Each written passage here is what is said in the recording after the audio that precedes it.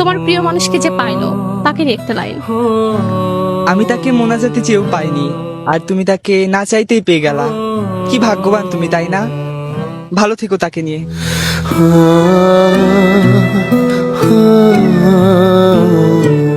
তোমার প্রিয় মানুষকে যে পাইলো তাকে নিয়ে একটা লাইন।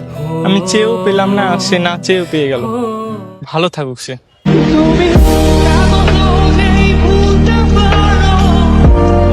আপনার প্রিয় মানুষকে যে পাইছে তারই নিয়ে একটা লাইন।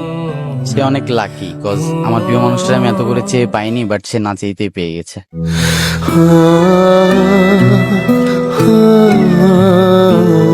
তোমার প্রিয় মানুষকে যে পাইলো তাকে নিয়ে একটা লাইন। আমার প্রিয় মানুষটাকে নিয়েই সে ভালো থাকুক।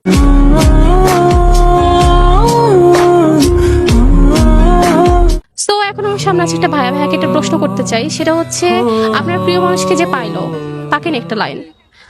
আসলে আপু সে অনেক ভাগ্যবান, ভালো থাকুক তারা, এটাই চাই আমি।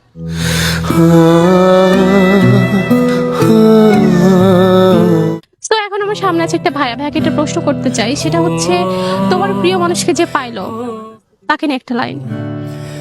ভাই তুই অনেক ভাগ্যবান রে, কারণ একজনের দুনিয়াকে পেয়ে গেছিস।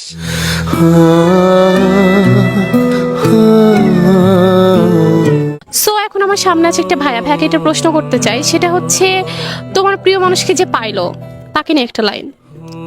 আমি তাকে নিয়ে ঘর বাঁধার স্বপ্ন দেখেছিলাম, কিন্তু সে আমার মন ভেঙে তোমাকে নিয়ে ঘর বাঁধলো। ভালো থেকো তাকে নিয়ে।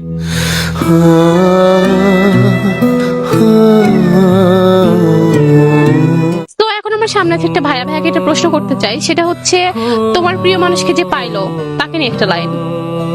ভাই তোর সেকেন্ড হ্যান্ড জিনিস ইউজ করার স্বভাব, তুই ওখানে ভালোই থাকিস।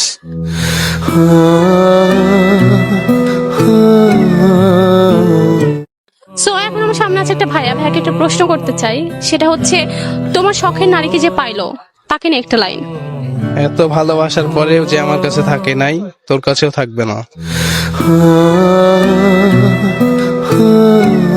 তোমার শখের নারীকে যে পাইলো তাকে নিয়ে একটা লাইন। তাকে আমি একটা কথাই বলবো, ভাই তুই সাবধানে থাকিস, কেন? কারণ যে ছবল আমি খেয়েছি সেই ছবল তোর জন্য ওয়েট করছে।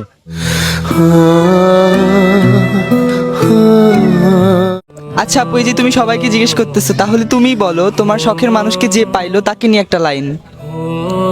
এত ভালোবাসার পরেও যে আমার হয়ে থাকে নাই, সে তোমার হয়েও থাকবে না।